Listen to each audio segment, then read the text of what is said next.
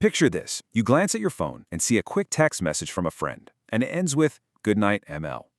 Now, depending on who it's from, that little abbreviation almost certainly means much love or maybe my love, right? It's warm, it's human, and it's super simple. But if we step out of our text messages and walk into the professional tech landscape of 2026, those exact same two letters, ML, stand for something wildly different: machine learning. Today, we're going to unpack this highly technical, incredibly fast-moving world. And honestly, while it might sound a bit intimidating at first, it is just as fascinating as human communication once you break it down.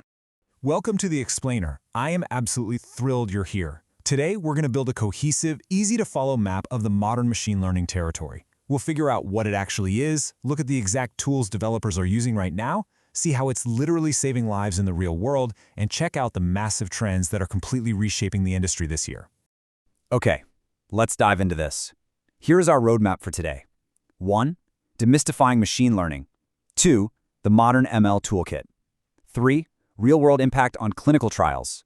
And 4. ML trends shaping 2026. This is going to give us a really clear path from the basic definitions all the way to future enterprise trends. Section 1. Demystifying machine learning, the Russian nesting dolls.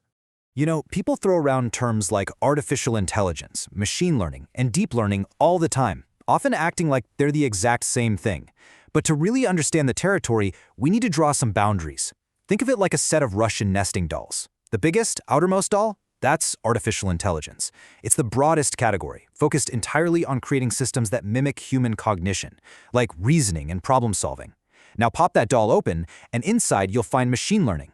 ML is a specific subset of AI that lets systems actually learn from structured data and improve on their own, without us having to explicitly program every single rule. And if you open that doll, right at the center, you find the highly specialized core, deep learning. This uses complex, multi-layered neural networks, kind of inspired by the human brain, to automatically pull features out of messy, unstructured data, like images, audio, and big blocks of text. Now, what's really interesting about this slide is, well, look at this terrifying math. This is actually a gravimetric calibration equation used to calculate F-test statistics. I'm showing you this as a bit of a joke, but it highlights a very serious point. The statistical learning and deep neural networks we were just talking about, they rely on intense, incredibly complex mathematics just like this. But here's the good news. Thankfully, the modern tech landscape has evolved. You don't have to calculate these insane equations from scratch on a whiteboard anymore. Modern software libraries abstract all of this intense math away behind really simple, intuitive commands, so we get to just focus on solving the actual problems. Section 2. The modern ML toolkit, the builder's toolbox. Let's imagine we're walking onto a construction site. You wouldn't use a sledgehammer to paint a wall, right? So let's walk through the specific tools developers are actually using to build these systems in 2026. At the very bottom, forming the foundation, we have NumPy. Think of it as the concrete slab. It handles all the fast, numerical arrays, and pretty much every other tool relies on it. Next up is Pandas. This is where you sort your raw materials. It's basically the industry standard for cleaning and wrangling data. Then we've got Scikit-learn. This is your traditional building tool, perfect for standard classification and regression tasks. Now, when you need the heavy machinery, you bring in PyTorch. It's become the absolute dominant framework for deep learning research. On the flip side, TensorFlow acts like your production manager, and it is amazing at deploying models to mobile and edge devices. If you're dealing strictly with structured, tabular data, think massive, complicated spreadsheets, XGBoost is a highly specialized tool that just consistently wins on accuracy. And finally, for the advanced tech involving text and large language models, Hugging Face Transformers is the undisputed go-to. So, with all those options, what should you actually use? Well, a massive mistake I see beginners make all the time is jumping straight into the heavy deep learning tools before they even understand their own data. In 2026, the most practical starting point, a stack that genuinely covers about 90% of modern ML use cases, is just these 4 tools. Pandas for manipulating your data, Scikit-learn for your first traditional models, PyTorch for when you finally need that heavy-duty neural network, and Hugging Face Transformers if you're dealing with text. Master these 4 and you are absolutely golden.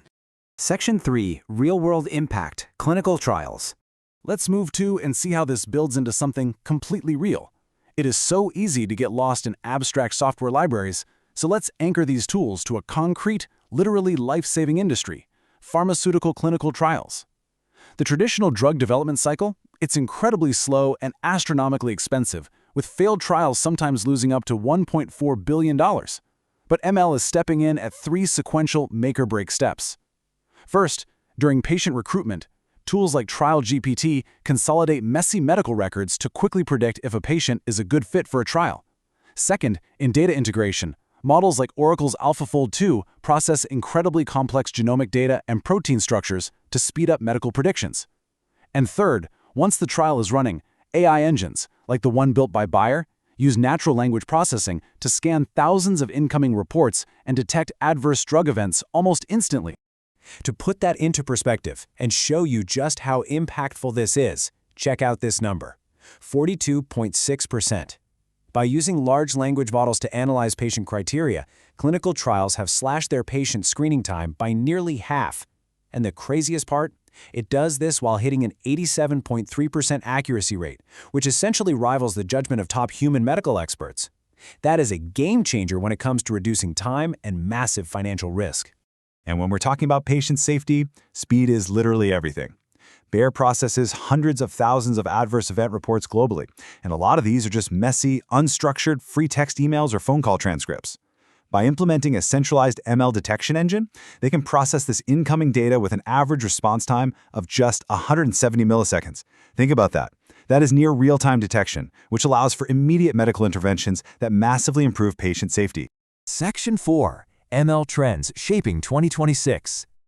Zooming out from those clinical trial specifics, the first major macro trend defining the landscape right now is the rise of agentic AI. For years, ML systems were basically just quiet assistants sitting on a dashboard. You asked a question, it gave a prediction, and a human still had to go do the actual work. Well, that boundary is completely gone. Agentic AI shifts systems from being passive assistants to active decision makers. They can take a broad goal, break it down, plan the steps, trigger external APIs, draft responses, and execute entire multi-step workflows totally autonomously. The output is no longer just a prediction, the output is an action. So the crucial point is, bigger is no longer always better. We are seeing a massive industry-wide pivot toward small language models, or SLMs.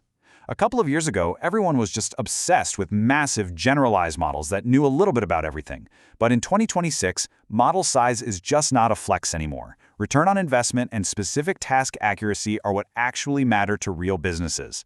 SLMs are trained on highly focused data sets for specific domains, like analyzing legal contracts or matching those clinical trials we just talked about. They are significantly cheaper to run, way faster, and just vastly more practical. And because we want things faster and smaller, we're seeing an absolute explosion in Edge ML.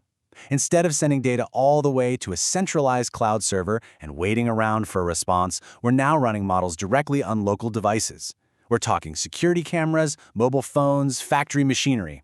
With an expected 39 billion Internet of Things devices coming online by 2030, pushing this computation to the edge is absolutely critical. It guarantees near-zero latency for real-time intelligence, and it keeps sensitive data locally secure, which is a massive win for privacy. Our fourth major trend is the mandatory adoption of MLOps and LLOps. Look, building a working AI prototype on your laptop? Relatively easy today. Running it reliably in a production environment for 1 million concurrent users? That is a whole different beast. As we shift from just experimenting to actual, real-world deployment, having the operational infrastructure to monitor performance, manage versions, and scale resources is simply no longer optional. Operational maturity is the new mandatory standard. Because at the end of the day, if a business's ML system goes down, their entire product goes down. And finally, we have explainable AI, or XAI. Because these ML systems are no longer just making polite suggestions, because they're actively making real-world decisions, we absolutely must be able to understand the why behind those decisions. If an AI denies someone a loan or flags a medical risk, humans need to be able to see exactly which inputs influence that choice. XAI frameworks are absolutely essential for mitigating baked-in biases, ensuring fairness, and keeping the trust of both strict regulators and the general public. And this brilliantly illustrates our main takeaway today. Look at this quote from Machine Learning Mastery. It perfectly captures where we are. Machine learning in 2026 is less about building smarter models and more about building systems that actually do the work. We've officially graduated from the era of flashy tech demos and benchmark flexing. We are firmly in the era of practical, reliable, deeply integrated systems that drive real, measurable outcomes. Which brings us right back full circle. We started today by looking at a simple text message where ML meant much love. And while we've spent this explainer diving deep into Python libraries, clinical trials, and agentic AI, the ultimate goal of all this crazy technology should be to improve human lives. Whether that means drastically reducing the time it takes to find a life-saving drug, or just taking the busy work off someone's plate so they can get home to their family a little earlier. So I'm going to leave you with this question. Now that you understand the territory, how will you use machine learning to spread a little much love and positive impact in your own industry? Thanks so much for joining me on this explainer. I hope this sparked your curiosity, and I will catch you next time.